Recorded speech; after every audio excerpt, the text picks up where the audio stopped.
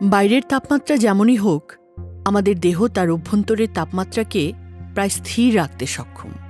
কিন্তু অতিরিক্ত গরমে শরীরের তাপমাত্রা নিয়ন্ত্রণ ব্যবস্থা যখন কাজ করা বন্ধ করে দেয়, 104 ডিগ্রি ফারেনহাইটের ওপরে উঠে যায় তাপমাত্রা, তখন তাকে বলে হিট স্ট্রোক, যার উপসর্গের সাথে স্ট্রোকের উপসর্গের মিল আছে।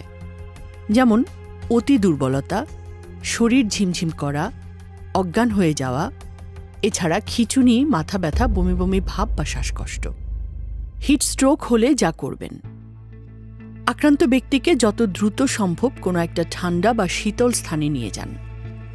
শরীর থেকে অতিরিক্ত কাপড় চোপড় খুলে ফেলুন এবং সমস্ত শরীর ভেজা কাপড় দিয়ে মুছে দিন। কুলিং ফ্যান জোগাড় করা গেলে তা দিয়ে শরীর ঠান্ডা করার চেষ্টা করুন। আইস প্যাক পাওয়া গেলে বগলের নিচে ঢুকিয়ে কাপড় দিয়ে জড়িয়ে দিন। রোগী খাওয়ার অবস্থায় থাকলে তাকে পানি, শরবত, ফলের জুস বা খাবার স্যালাইন খেতে দিন। কিন্তু তারপরও যদি দেখেন রোগীর অবস্থা ভালো হচ্ছে না বা রোগী অজ্ঞান হয়ে গেছে, তাহলে তাকে দ্রুত হাসপাতালে নেয়ার ব্যবস্থা করুন।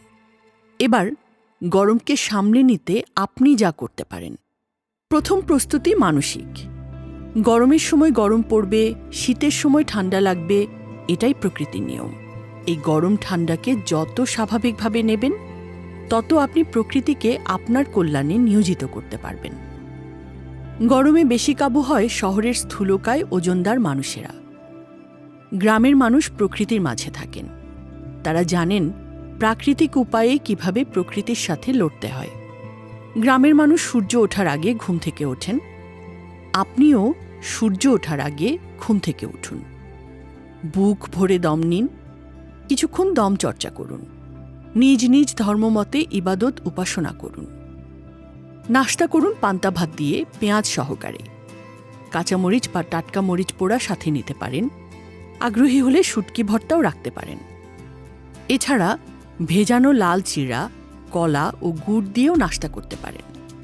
গরমের সকালে টক দই বা ঘোল বা মাঠা হজমের জন্য বেশ ভালো। আর হজমের যে কোনো সমস্যা দূরে কাঁচকলার ঝোল খুবই সহায়ক। তবে গরমের সকালের সুপারফুড হতে পারে ছাতুর শরবত। শরীরের ভেতরে অনেকক্ষণ পানি ধরে রাখা এবং পানি শূন্যতা রোধে ছাতুর শরবত খুব ফলপ্রসূ।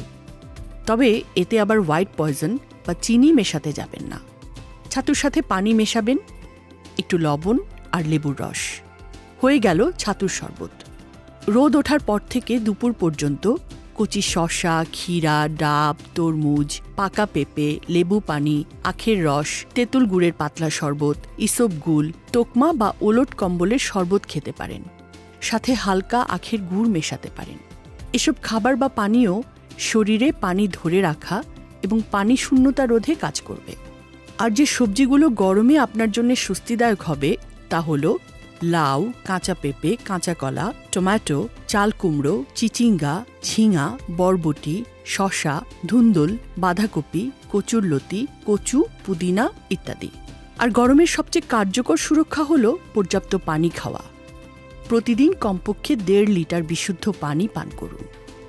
যে কাজগুলো বর্জন করবেন: সারাক্ষণ এসির মধ্যে থাকবেন না, বিশেষ করে ঘুমের সময় এসি চালু না রাখা ভালো। কোল্ড ড্রিঙ্কস বা বাজার থেকে কেনা প্যাকেট জুস খাবেন না। এছাড়া রাস্তার পাশের শরবত, বরফ দেয়া আখের রস ইত্যাদিও খাবেন না। পাশাপাশি বর্জন করুন বাইরের খোলা খাবার, স্ট্রিট ফুড, ফাস্টফুড ও ভাজাপোড়া। গরমকালে অনেকে বেশি বেশি খাবার স্যালাইন খান। নিয়ম না মেনে ঘন ঘন স্যালাইন খাওয়া ডেকে আনতে পারে মারাত্মক ঝুঁকি। নিয়ম হচ্ছে প্যাকেটের সবটুকু গুঁড়ো 1/2 লিটার পানিতে গোলাতে হবে। এর চেয়ে অল্প পানিতে মেশালে শরীরে লবণের মাত্রা অসহনীয় পর্যায়ে চলে যাবে। এর প্রভাবে কোষ থেকে পানি বেরিয়ে আসবে, বিশেষ করে মস্তিষ্কের। একসময় কোষগুলো নষ্ট হবে, পরিণতিতে মৃত্যু পর্যন্ত হতে পারে।